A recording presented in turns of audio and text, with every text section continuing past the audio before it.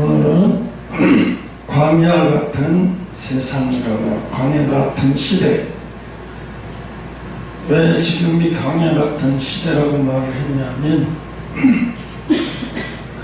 그리스도인으로 살기가 너무나 버거운 시대에 살고 있기 때문에 그런 거예요.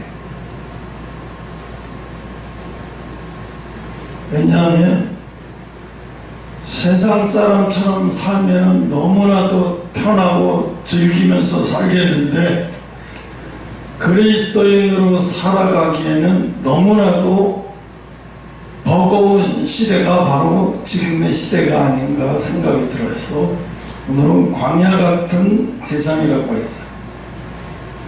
하나님은 택한 자를 반드시, 하나님께서 택한 자를 어떻게 하시냐면 반드시 광야로 보내요.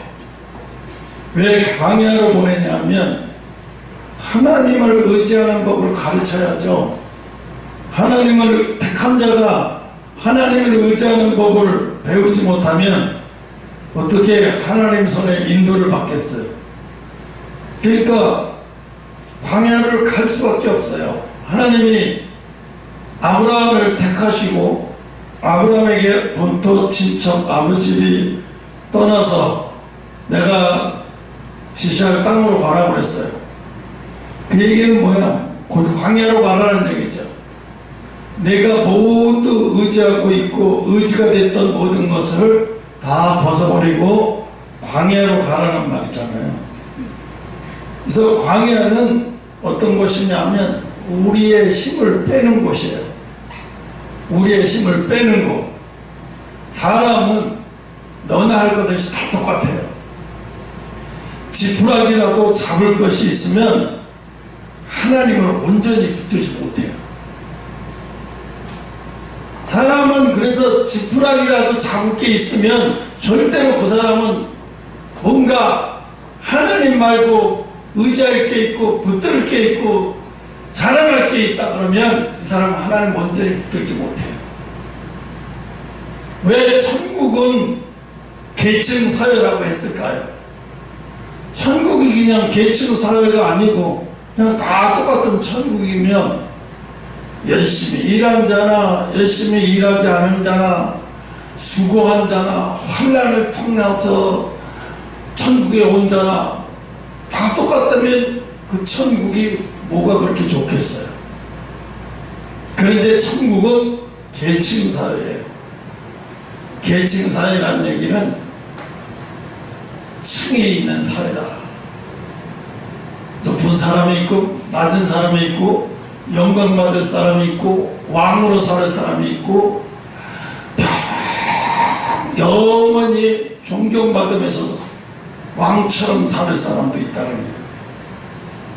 그러니까 하나님은 택함을 입은 사람들을 반드시 광야로 보낼 수밖에 없는 거예요. 그래서 광야를 보내는 이유가 왜냐하면 본성대로 살지 못하게 하기 위해서. 본성은 뭐야? 내 일가 친척 주변에 기댈 거 기대고 의지할 거 의지하고 또 인간의 본성대로 살기가 너무 좋거든요. 이 세상은 인간의 본성대로 살기가 너무너무 좋은 시대로 가고 있어요.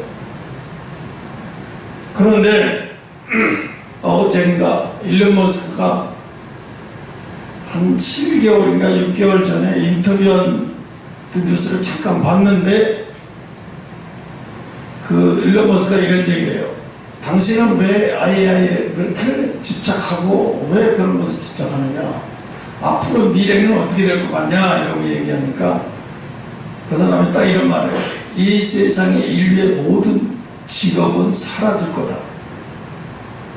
인류의 모든 직업은 다 사라질 거라는 거예요. 그래서 AI가 다 장악하는 시대가 온다는 거죠. 진짜로 와요. 중국도 지금 인공지능 엄청나게 정말로 엄청나게 발전해 가고 있어요. 상상을 초월할 정도로 발전해 가고 있어요. 그래서 뭐 인간에게 칩을 심느냐 안 심느냐 이건 말할 필요도 없어요. 그런 시대가 온다는 건 누구도 다 알아요. 그럼 나중에는 언제나 다 통제받는 시대가 오게 돼 있어요. 전 세계가 하나가 돼서 다 통제받는 시대가 반드시 온다는 거죠. 인간이 이제 기계에 밀려서 직업도 어려운, 그러니까 고통을 가면 갈수록 고통이 심해지지 않지는 않아요. 왜냐하면 작년에 다르고 올해 다른 게 뭐냐면 기후가 그래요.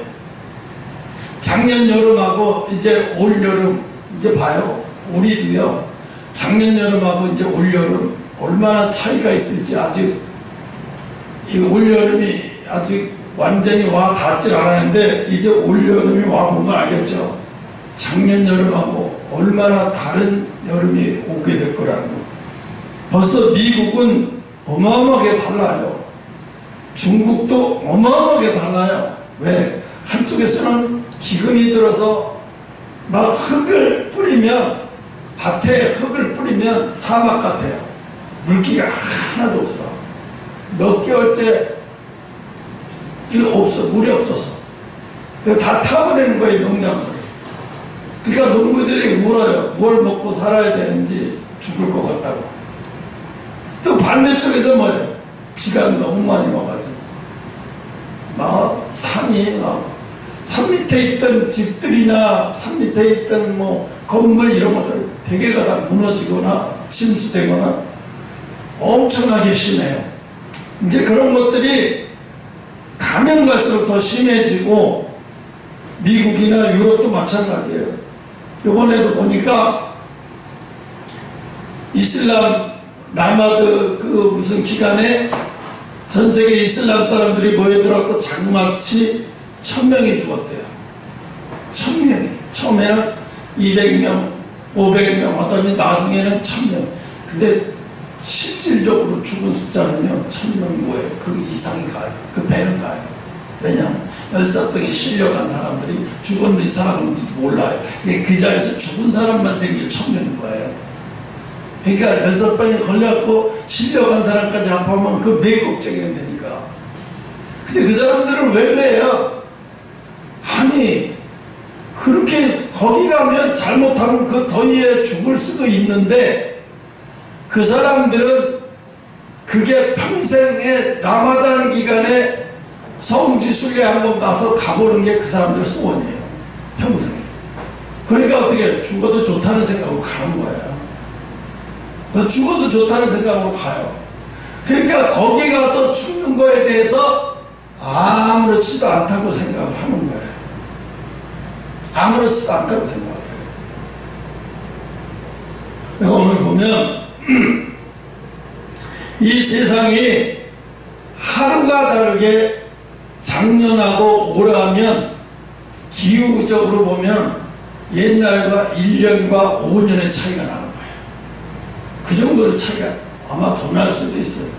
5년이 뭐예요? 가면 갈수록 더 나죠. 더 갭이 벌어지는 거예요. 차이가. 그래서 하나님은 마지막 때 이 시대에 하나님의 택한 자녀들을 반드시 뭐라고 광야로 몰아버린다는 거예요. 광야로 몰아요. 그러니까 광야로 모는 게 왜 그래? 세상과 구별시키게 만들어버리는 거예요. 세상과 구별되게 만들어버리는 거예요. 왜요? 왜 세상과 구별돼야 돼요? 예를 들면 내가 신라 호텔에 무슨 결혼식이 있어서 거기를 가면, 호텔 같은 데는 특급 호텔 같은 VIP 같은 결혼식장에 가면 초대권이 없으면 못 들어가요. 일단 VIP 결혼식장에 가면 초대권이 있어요. 그럼 초대권이 있다고 다 들어가냐? 초대권을 가지고는 초대권에 번호가 있어요. 지정서. 그 만약에 가져갔는데 번호가 없어. 초대장은 있는데 몇 번짜리에 번호 좌석이 없으면 못 앉아요. 그냥 밖에 서서 있어야 돼요. 그 사람은 서서 있어야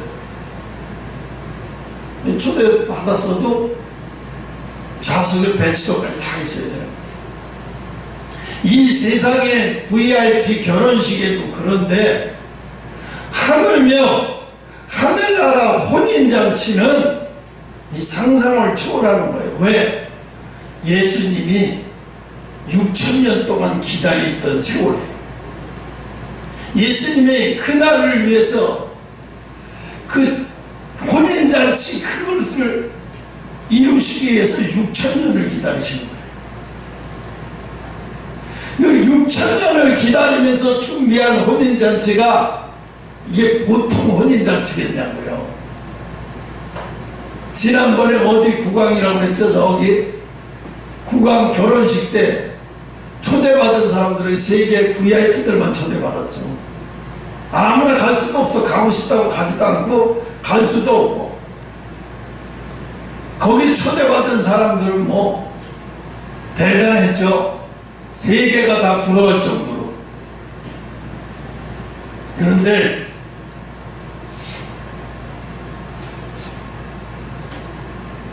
하나님은 저런 이 인간 세상에서의 혼인잔치 결혼식에도 7일 동안 하면서 세계의 유명 인사들을 다 추종해가지고 7일 동안 잔치를 벌이는데 하늘나라 혼인잔치는 감히 비교가 될 수 없어요. 그리고 그 혼인잔치는 그 혼인잔치의 주인공이 있고 들러리가 있어요. 주인공은 누구야? 예수님이에요. 예수님이 우리의 신랑이신 예수님이 주인공이에요. 그러면 예수님이 주인공이시면 우리가 신부란 말이에요. 들림받은 사람이 신부요. 부활해서 올라간 사람들이 신부요. 이 신부들은 어마어마한 대접을 받는 거예요. 이름 말할 수 없는 대접을 받는 거예요. 그 아무나 그냥 신부가 되는 게 아니라는 거죠. 이 땅에서의 모든 결정은 이 땅에서의 그 사람의 행동이나 행위로 신부가 될 건지 아니면 천국에서 들러리가 될 건지 아니면 아예 구원해서 죄가 될 건지 아니면 이 세상에 지옥불로 떨어질 건지 이미 이 땅에서 삶으로 결정이 나는 거예요. 그래서 하나님은 우리에게 너 초청됐어. 너 초청된 사람의 증거가 뭐냐면 광야로 몰아요. 아무나 광야로 몰지 않아요. 광야로 몰아요. 그래서 광야를 몰아서 그 사람에게 뭐예요? 힘을 뺀다는 얘기는 우리를 광야로 몰아서 그 광야에서 우리에게서 힘을 뺀다는 것은 뭐냐면 우리가 가지고 있는 모든 백그라운드를 다 뺏어버리는 거예요. 우리가 가지고 있는 모든 백그라운드를 다 뺏어버리고 그럼 어떻게 살라고 하나님 이 세상에 아니 모든 걸 다 뺏어버리면 어떻게 살아요? 그런데 어떻게 살라고요? 내가 주는 곳으로 살라는 거예요. 내가 주는 곳으로 살라는 거예요. 내가 주는 것으로 사는 자가 내 백성이고 내가 주는 것으로 사는 자가 나만 바라보는 자고 내가 주는 것으로 살고 버텨내고 나만 바라보는 자가 신부가 될 자라는 거예요. 오늘날 교회는 뭐예요? 교회에서 특별 새벽 기도하면 한낱 특별 새벽 기도가 뭐냐면 수능 봄, 여름에 뭐 수능시험 뭐 같은 걸 뭐 학교 뭐 좋은 학교 가게 해달라고 뭐 좋은 고등학교 가게 해달라고 그러더라고요.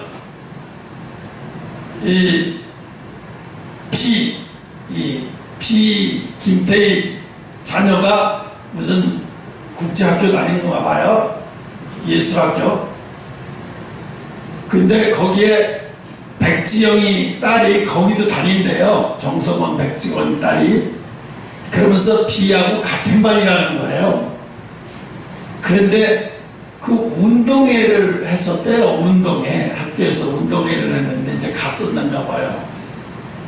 근데 갔는데 뭐 달리기를 했나 보죠. 그럼 정석원이도 뛰고 뭐 비도 뛰고 했는데, 물론 두 사람 다 운동을 잘하고 젊은 사람들에게 할지 모르지만 하여튼 지가 나이가 있다고 그래도 많이 쳐졌던 모양이죠. 왜냐하면 그 나이 또래에 비하면 나이가 그래도 든 사람들이죠. 보통 그 나이 때는 30대 초중반 사람들이잖아, 다 아빠가. 근데 40대 넘고 40대 후반이고 이런 사람들. 그런데 뭐라고 했냐면, 야, 사람들이 부러워하는 거야. 야, 김태희 비 자녀랑 같은 반이야. 야, 저 백지영이 딸이, 뭐, 걔네들은 그 사람들의 자녀들은 뭐 특별해서 세상을 구별된 사람들 같잖아요. 그죠? 아, 부럽다.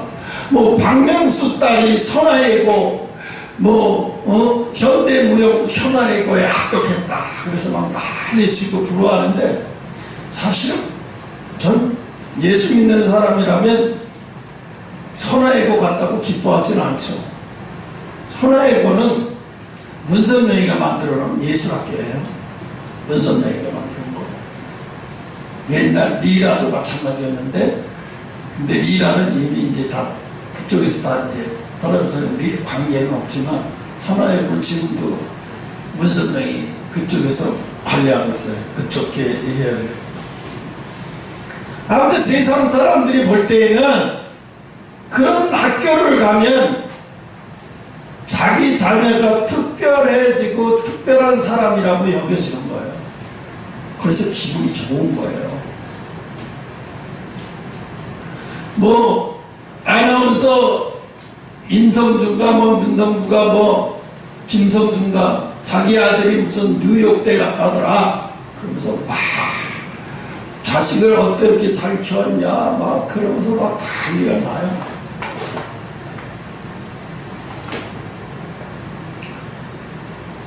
옛날에 서세원이 딸이 호동주가 미국에서 좋은 대학교 가고 막 좋은 대학교 갔다고 난리 나고 막 그랬어요. 또 변호사까지 되고 나중에 물어봤어요. 왜 이혼을 했냐 물어봤더니 남편이 결혼하기도 전에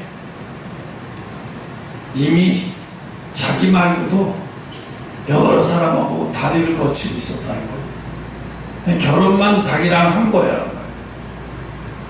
충격을, 그게 쇼크였던 것 같아요. 충격을 먹고. 그게 미국의 문화인가 봐요. 충격을 먹고. 그래서 아무리 말해봤자 더 이상 안 될 것 같고, 그래서 이혼할 수밖에 없는 상황이었다.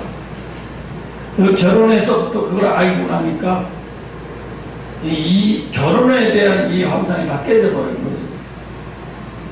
그래서 물어봤어요. 결혼을 어떻게 생각하냐 했더니 그때 상처가 지금도 남아서 두 번 다시 생각하고 싶지가 않대요. 너무나 아찔해서. 그럴 수밖에 없죠. 근데 아무리 좋은 학위, 좋은 조건, 좋은 거 다 가지고 있다고 해서 인간을 좋은 사람 만나는 게 아니에요. 지금 SK 그 대표 봐봐요. 조광지 쳐버리고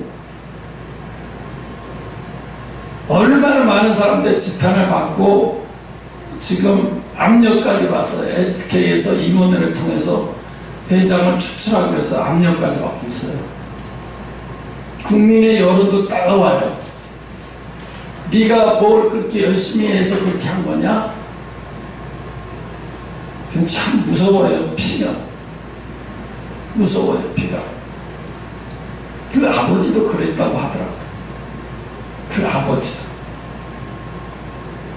근데 이 원래가 결혼하기 전부터 원래가 미국에서 자유로웠대. 그 친구는.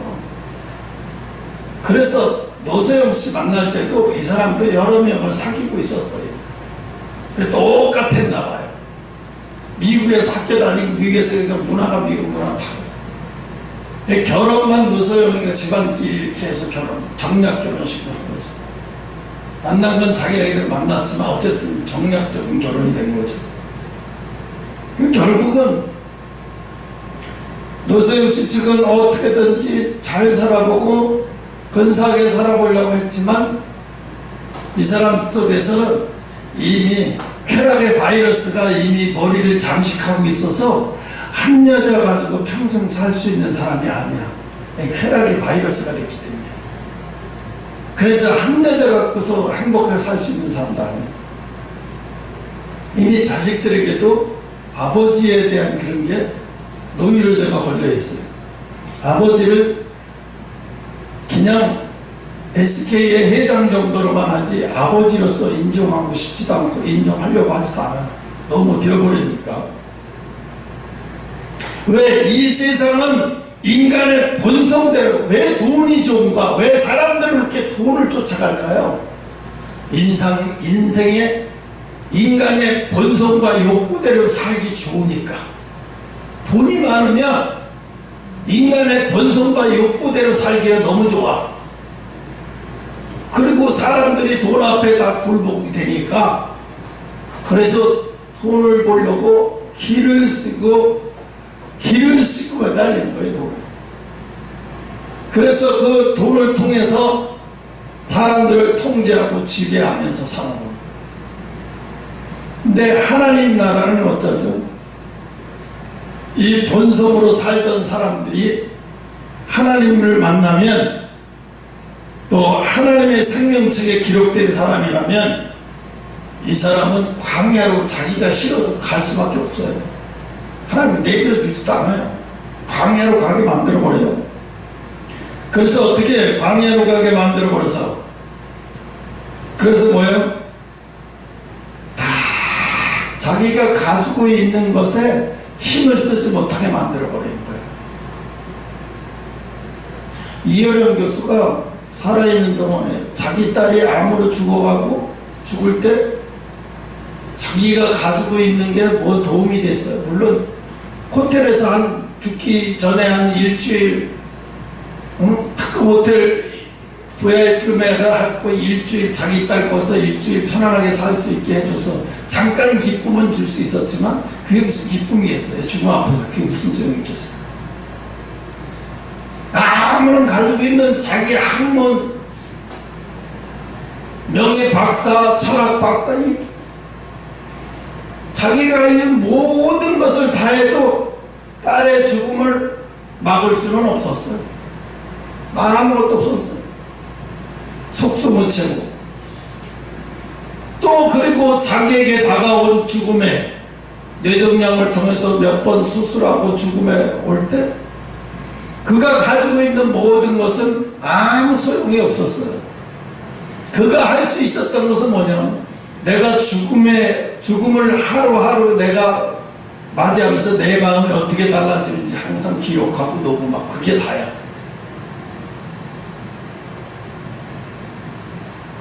하나님이 너 이 세상에 어떻게 했니? 어떻게 하다 왔니? 예. 영성이 지성으로 썼는데요. 대박 났습니다. 그래갖고 베스트셀러 됐어요. 그리고 돈도 많이 벌죠. 교회에다가요, 선교금도 많이 냈어요. 그리고 또 뭐 했는데? 예. 제가 죽음을 기록하면서 하루하루 기록했어요. 죽음이 어떻게 오는지. 그래서 그걸 책을 냈더니 그것도 책이 더 대박나. 전 죽음이 올 때까지도 하루 쉬지 않고 그렇게 일했습니다. 그래 고생했다. 잘 왔다. 그게 다야. 그게 다예요. 그게. 그 사람은 그게 다예요. 한나라 하면 뭐 대단한 게 있는 줄 알아? 없어요. 그리고요 하나님이 먼저 데려가신 내 딸, 그 딸이 남겨놓은 자식들 내가 다 뒤스닥거리 하다가 내 마누라한테 남겨놓고 왔습니다. 그래 잘했다 고생했다. 끝이야. 하나님은 우리에게 지푸라기라도 잡을 것을 허용 안 해요.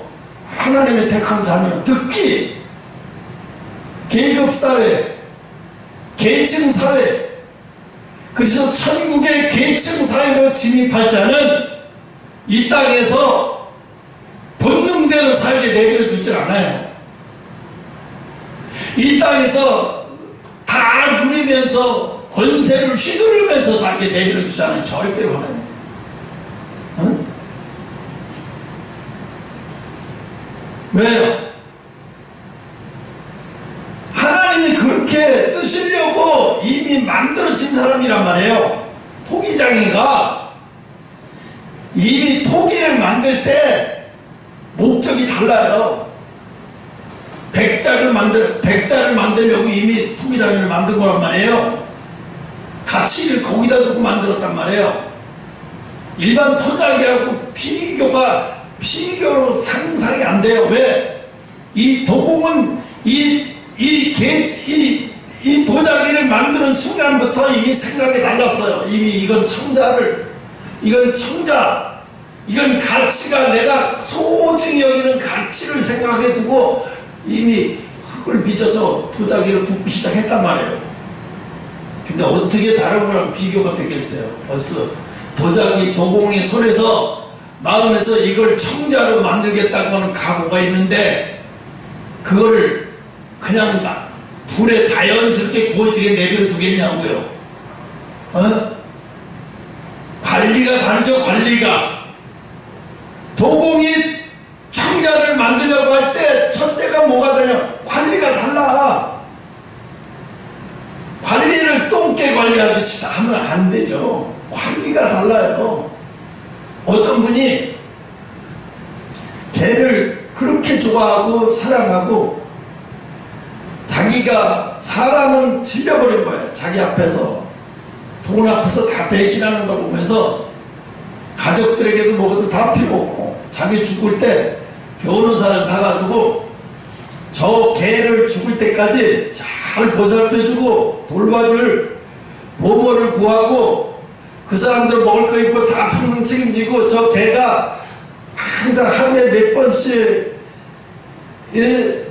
야산에 대표시키고 산책시키고 목욕시키고 이런 거 평생 이렇게 해서 개가 죽을 때까지 자연스럽게 돌볼 수 있도록 내가 개한테 유산을 줄 테니까 이거를 이렇게 써라. 개한테 자기 재산의 몇 천만 달러를 개한테 다 남겨줘버렸어요. 그러니까 그 변호사는 그 개한테 이제 개를 잘 관리할 수 있는 관리사를 이제 이력서를 받아가지고 이렇게 구해가지고 개는 평생에 막 정말로 이 보통 개는 상상할 수도 없는 그 개를 그렇게 죽을 때까지 그렇게 앞으로도 그렇게 살고 그렇게 살다가 가는 거예요. 사람보다도 대우가 다르죠. 뭐에? 주인 하나 잘 만났다는 이유로.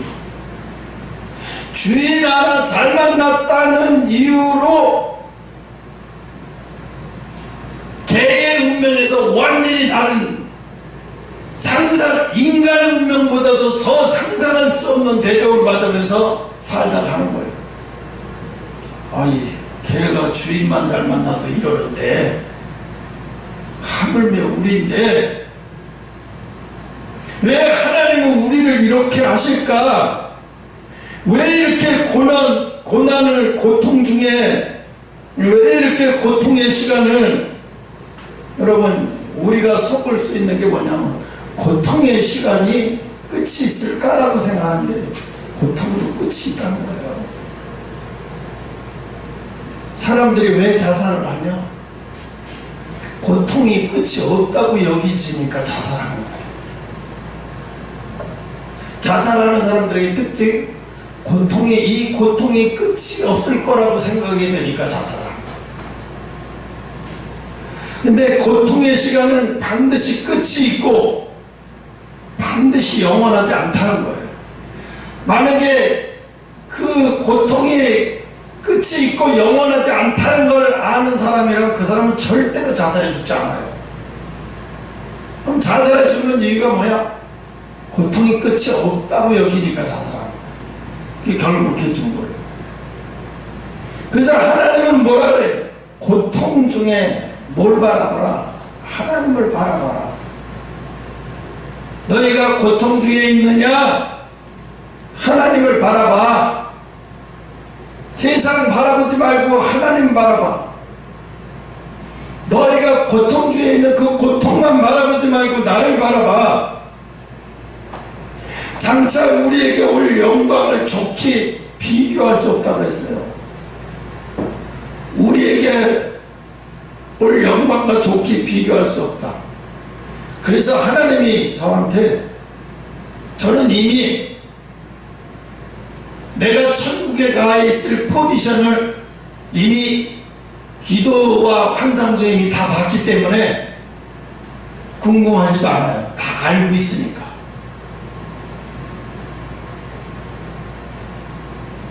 근데 처음에 놀란 게 뭐냐면, 그때는 예수님을 깊이 몰랐기 때문에 다른 사람도 다 그렇게 하는 줄 알았어요.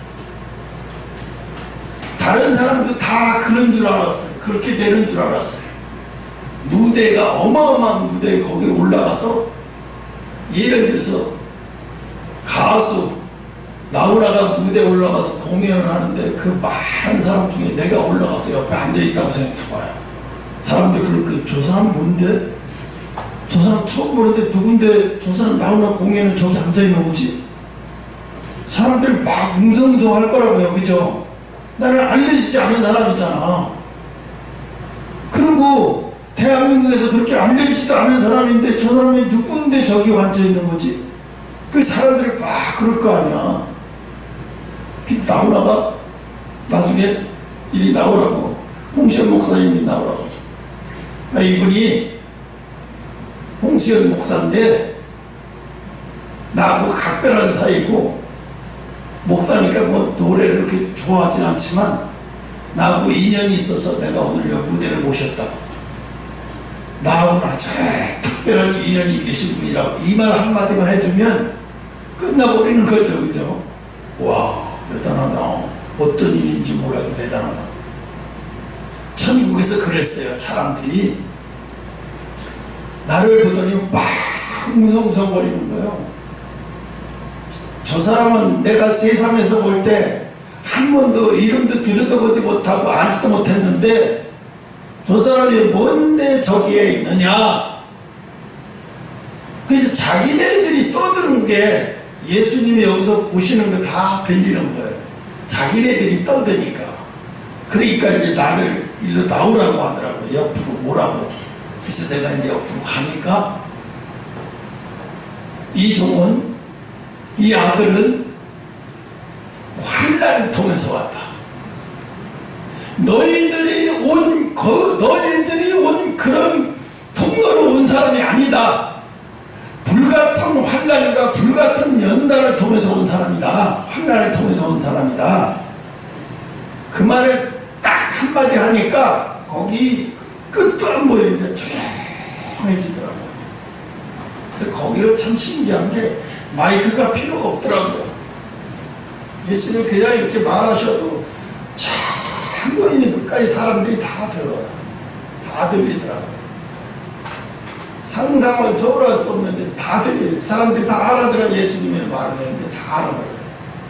그러더니 그 다음부터 말이 싹 사라졌어요. 나에 대한 불만과 불평이 사라졌어요. 그리고 나서 예수님이 딱 계시고 앉아 계시고 내가 그 옆에서 딱 앉아있는데, 앉아있는데 기분이 좋다라기보다는 그 사람들이 너무 나를, 그러니까 눈을 뚫어져가 쳐다보니까 가시방석 같은 거야. 부러워하는 눈으로 너무 쳐다보니까 민망한 거예요.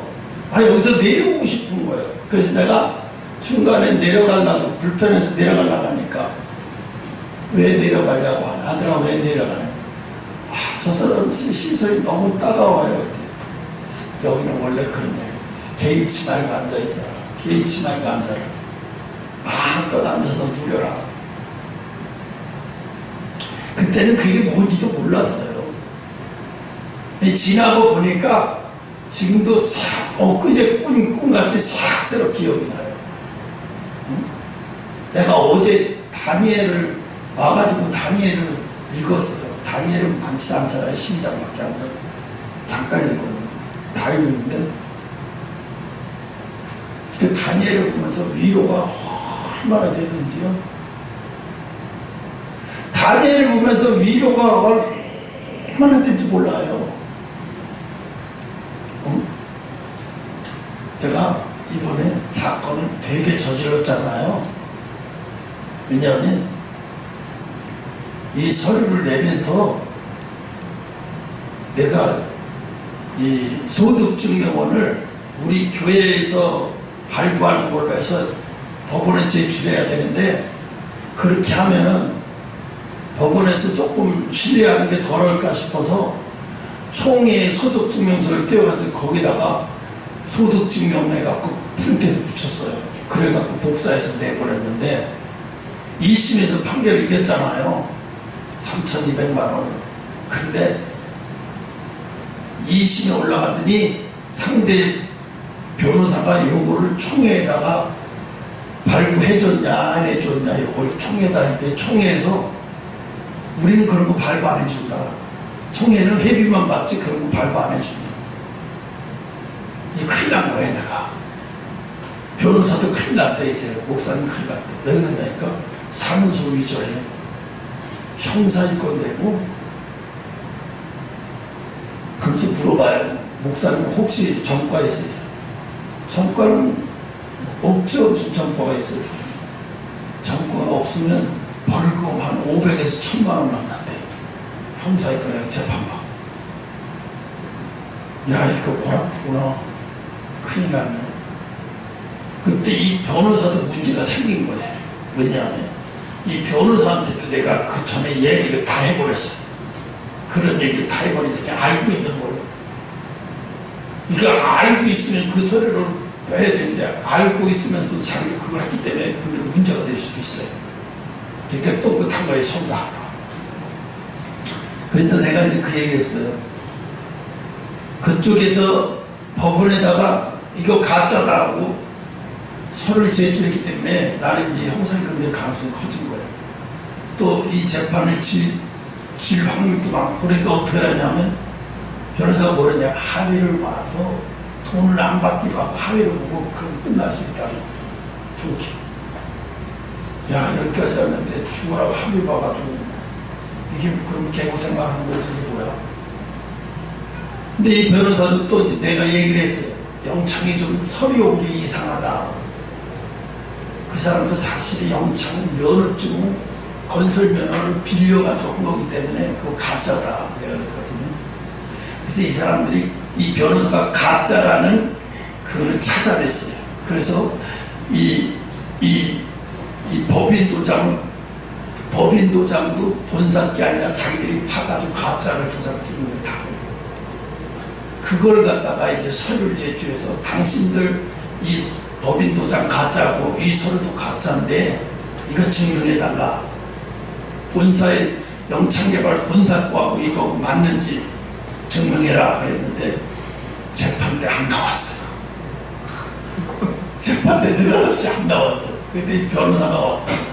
재판 어떻게 됐어요? 그랬더니 10시 20분에 재판인데 10시 반에 전화 왔어요.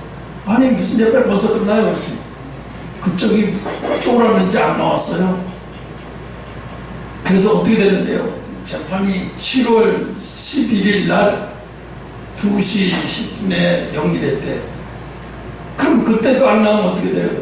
그냥 이걸로 끝난대. 그러면 변호사 비용 해갖고 한 3,700만. 근데 문제는 뭐냐 하면 이겨도 이게 돈이 없으면 이걸 어떻게 막았냐. 문제는 돈이 없으면 돈이 있어야 뭐 가압류 시켜서 받든가, 재물이 있어야 가압류를 시켜서 뭐 받든가 하죠. 뭐 집불도 없는데 전과자에다가. 근데 몰라, 그걸 그때 가봐야 알겠죠. 어떻게 됐대. 그러니까 하나님이 이걸 이렇게 해서, 왜 하나님이 이렇게 해서, 내가 그러지 않아도 그랬거든요. 총회에서 오라고 하더라고요. 법원에서 이렇게 다시 사기쳤으니까 사무소 위조니까 나오래. 탈퇴서, 교단 탈퇴서 쓰라는 거예요. 이렇게 썼어요. 미안합니다. 죄송합니다. 떠나겠습니다.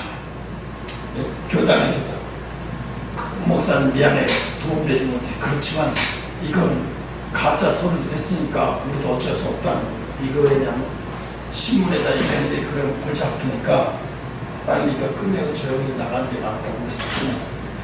근데 사실 그 전에 하나님이 그랬거든요. 너희 총회 거기서 떠나야 된다.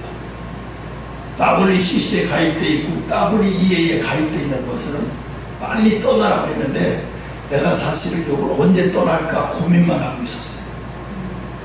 그때 내 손으로 안 떠나니까 하나님 이렇게 떠나게 만들더라고요. 오면서 그 생각했어요. 하나님 내가 안 떠나니까 이렇게 떠나게 만드시는구나. 응? 내 WCC, WEA 거기는 뭐냐면 모든 종교는 구원이 있다는 거예요. 모든 종교에는 구원이 있다. 그러니까 그런 것을 하는 사람들인데 거기 단체에 소속돼 있어요. 많은 교회들이 대한민국에. 그러니까 하나님이 여기서 떠나자는 그 구원이 다 없다고 얘기를 하는데도 모르는 거예요. 그러니까 성도들이 이거 몰라서 모르고 있고 안 떠나고 있으면 끝나는 거예요. 사람들. 교회들 우리나라 웬만한 교회들 거의 다 소속돼 있어요. 다 소속돼 있어요. 교회를 떠날 생각도 못하고 있어요. 그럼 어떻게 교회가 떠나지? 교회가 안 떠나려면 어떻게 해요? 성도가 떠나야죠. 그랬잖아요. 하나님이 소돔과 고모르를 멸망하기 전에 소돔에 가서 롯의 가정을 탈출시켰잖아요. 떠나. 근데 거기 안 떠나고 있으면 어떻게 해요? 사람들 영혼 다 죽는 거예요. 다 죽는 거예요. 구원도 취소되고 다 죽는 거예요. 여러분, 이 힘이라는 게, 성장이라는 게 언제 오는 줄 아세요? 성장은 고통을 맞설 수 있는 힘을 기르는 것이 성장이 오는 거예요. 고통을 맞설 수 있는 힘을 뭐냐면 이건 버티는 거거든요. 고통을 버티는 거예요.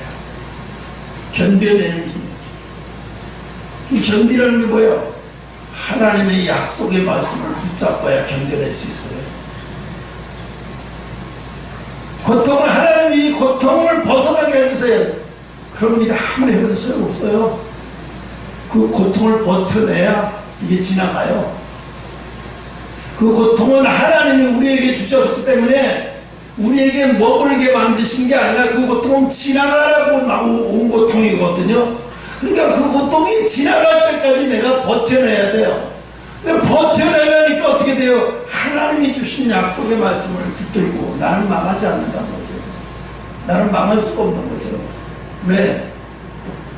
하여 하나님이 나에게 주신 것도 저기 세계로 건물을 성전 삼겠다고 약속도 하시고 아내가 할 일도 많고 하나님이 허락한 일도 많은데 내가 벌써 죽을 리가 있나?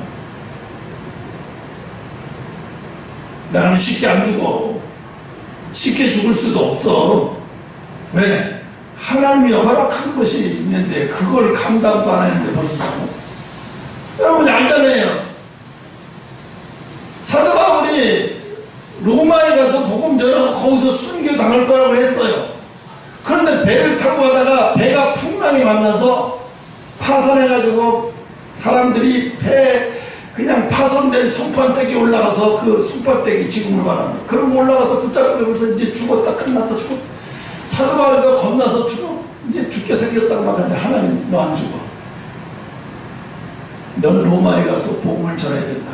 절대로 여기서 죽지 않는다고. 하나님이 사도 바울 야 너 여기서 죽을 사람 아니야. 너 겁내하지 마. 이 풍랑 이거 너 안 죽어. 그걸 아니까 이제 사도 바울이 옆에 있는 사람들한테 이야기한다. 나하고 붙어서 안 죽어. 절대 죽지 않는다. 걱정하지 마. 안 죽는다. 걱정하지 마. 왜? 나는 로마에 가서 복음 전하다 죽어야 그게 하나님의 사명이에요. 그게 하나님의 계획이에요. 여러분의 하나님의 계획은 여러분이 다 알고 있잖아. 그 고통 올 때 그걸 붙들고 견뎌내라니까요.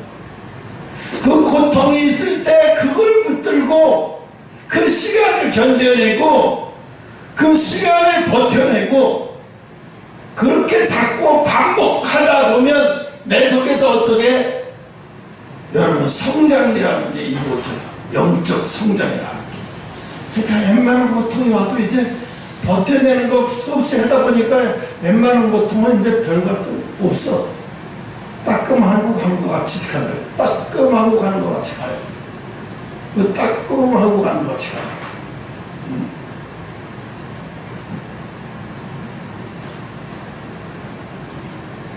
그래서 하나님은 갈라디아서 2장 10절에 나는 죽고 내 안에 그리스도가 사신 것이니라. 그럼 고통을 통해서 보다 보면 그걸 견뎌내고 버텨다 보면 그 사람은 어떻게 되면 자기 자아가 완전히 작아져서 죽어요. 나는 형편없이 작아요.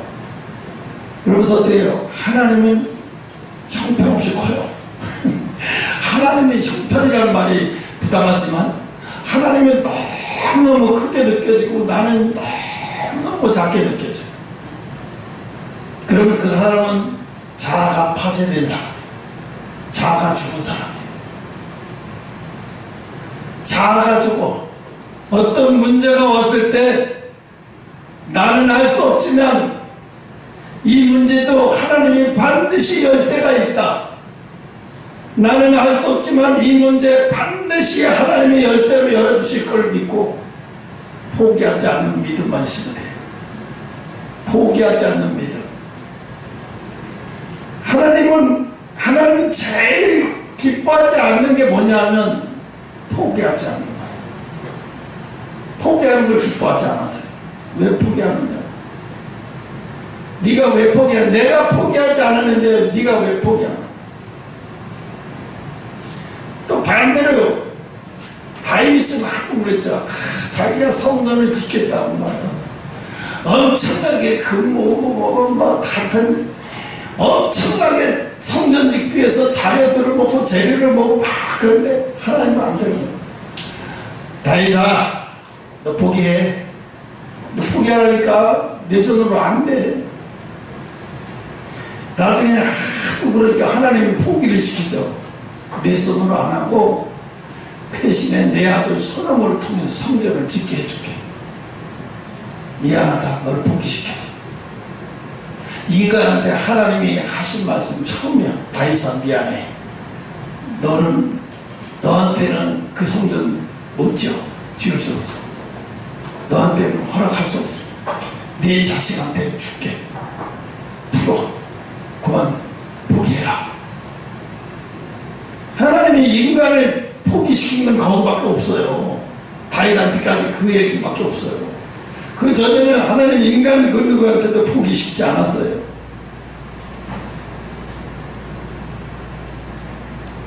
그래서 하나님은 우리에게 새로운 힘으로 살아가게 될 것이다. 예수님도 감난산에서 40일 후에 승천하시기 전에 50명의 제자들 앞에서 그랬어요. 성령을 받아라. 성령을 받아야 네가 새 사람으로 살 수 있는 힘이 생긴다. 성령 받아라. 꼭 성령 받고 성령 받기 전에 떠나지 말아라. 그렇게 당부하시고 당부하시고 승천하신 게 아니에요. 그렇죠. 당부하시고 승천하셨죠.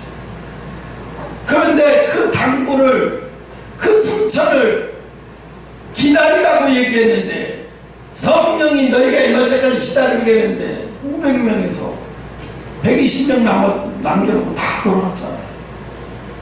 못 기다리고 다 돌아갔어요. 그러나 끝까지 기다렸던 사람들은 다 성령 받아서 예수님의 제자가 되고 새로운 힘으로 살아갈 수 있는 사람들이 돼서 완전 다른 사람으로 세상이 바뀐 사람들이 되어버린 거예요.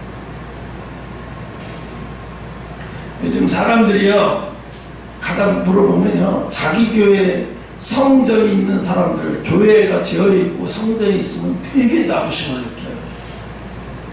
가뜩이나 더 큰 교회들은 더 말할 것도 없고요. 그 사람들을 보면은요, 넌 세상 것이 기준이구나. 벌써 딱 세상 것이 보이는 게 기준이구나. 그거는요, 보이는 거는요, 우리가 보이는 성전은 교회가 아니에요. 보이는 성전은 교회가 아니고 우리가 교회예요. 여러분이 교회예요. 이 보이는 이 교회는 우리가 예수님을 메시아로 공부하는 장소에 불과한 거예요.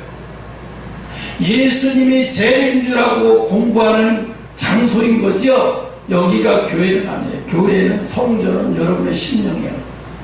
나의 심령, 여러분의 심령이에요. 여기는 이 성전은, 이 교회는, 육으로 보이는 이 교회는 메시아를 알아가는 장소고 메시아를 공부하는 장소에 불과한 거예요. 아무것도 안 거예요, 사실. 우리가 뭐 들림받을 때 이 성전도 들림받아요? 아니잖아요. 아무것도 아닌 거예요. 이게 들림받고 나면 이건 아무것도 아닌 거예요. 우리가 만약에 이 땅에서 이거 들림받고 다 떠난다고 해봐요. 이 건물은 이게 무슨 소용이 있어요? 아무 소용도 없는 거잖아요. 우리가 중요한 거죠. 그래서 하나님은 우리를 로마서 9장 20절에 우리를 토기장에 청자로 만들기 위해서 우리를 이미 정하신 거예요. 이미 창세전에부터 우리를 택하시고 우리를 정하시고 반석에 세우셔서 마지막 때 미국과 네팔을 어떻게 해야 될지는 잘 모르겠어요. 그때 가봐야죠. 나도 어떻게 사용당할지 몰라요. 그러나 기대는 가지고 있죠. 어떻게 사용당할지 모르지만 하나님이 사용할 걸 믿고 기다리고 있으면서, 여러분 사랑이 뭔지 알아요? 오래 참는 거예요. 오래 참는 거, 오래 기다려주고, 오래 참아주고, 오래 기다려주고, 모든 것을 사랑으로 기다려주는 게 그게 믿음이에요. 그게 믿음이에요. 믿음이 뭡니까? 사랑으로 기다려주는 게 믿음이에요. 근데 요즘 사람들은 어떻게 해요? 기다릴 수가 없어요. 기다림이 없어요. 그건 뭐야? 믿음이 없는 거죠. 그래서 하나님은 지금도 그래요. 인간에게 생명체에 기록된 자들에게는 지푸라기라도 잡을 수 있는 것은 다 그냥 썩은 막대기로 만들어버리는 거예요. 잡았자 힘을 못 쓰게 만들어버리는 거예요. 잡고 있어봤자 힘이 되지 못하게 만들어버리는 거예요. 잡고 있어봤자 힘이 못하게. 인간은요, 이 땅에 다 소용없어요. 세월 앞에 장사가 없어요. 사람 다 늙으면요, 하나님 앞에 가게 돼 있고, 동물이나 짐승이나 모든 생명에 달린 것들은 때가 되면 다 죽어요. 다 죽음 앞에 가요. 아무것도 아닌 거예요. 그래서 우리는 어떻게 해요?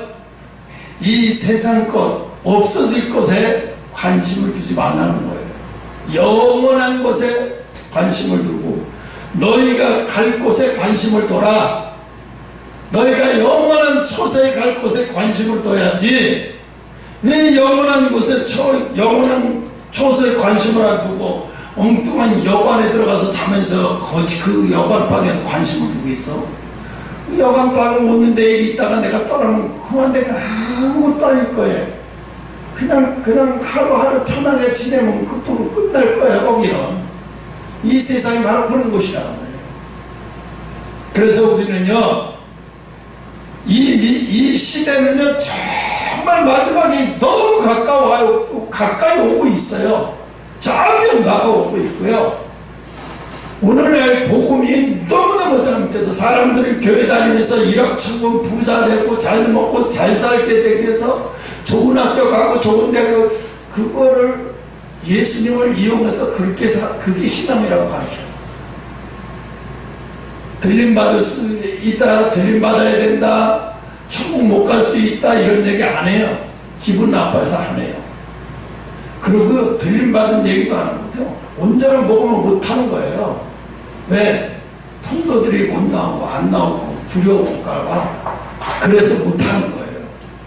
또 그런 설교하면 성도가 줄면 헌금도 줄여서 그래서 두려워서 못하고. 어이가 없어요. 그건 뭐예요? 그럼 이 땅에서 종교 연습을 왜 해요? 하나님이 알아주지도 않을 거 해봤자 인정받지도 못할 거에 시간 낭비를 해요. 인정받지도 못하고 예수님이 인정하지도 않을 것에 시간 낭비하면 바보짓이죠. 멍청한 짓인 거예요. 하나님이 인정받을 것에 시간을 투자하고 하나님이 기억해 주는 것에 거기에다가 내 마음을 다 두고 전부를 줘서 나중에 하나님이 이 땅에 예수님이 이 땅에 오실 때 이 땅에 예수님이 오실 날이 너무너무 가까워 있어요. 그냥 너무너무 가까워 있어요. 우리 시대에는 어찌 보면 너무 좋은 시대 만난 거예요. 예수님이 오는 시대에 살고 있으니까. 그래서 여러분 오늘 이 말씀을 통해서 이 고난과 이 광야라는 학교를 통해서 내가 잡고 있는 세상 것이 놓아지고 하나님을 붙잡고 하나님의 약속을 붙잡고 말씀을 붙잡고 가는 신은 여러분 되시기를 축원합니다. 기도하겠습니다.